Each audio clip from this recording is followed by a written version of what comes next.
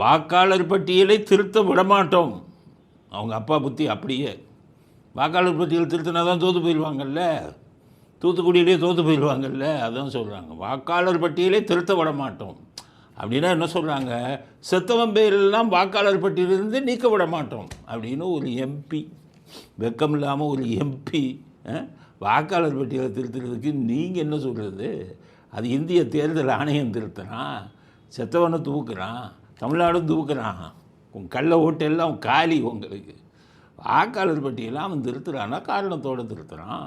வெளிநாட்டுக்காரங்க வந்து இங்கே ஓட்டுரிமை வாங்கியிருக்காங்க, அவங்களுக்கு ஓட்டுரிமை இல்லைங்கிறான். உங்களுக்கு என்ன வந்தது?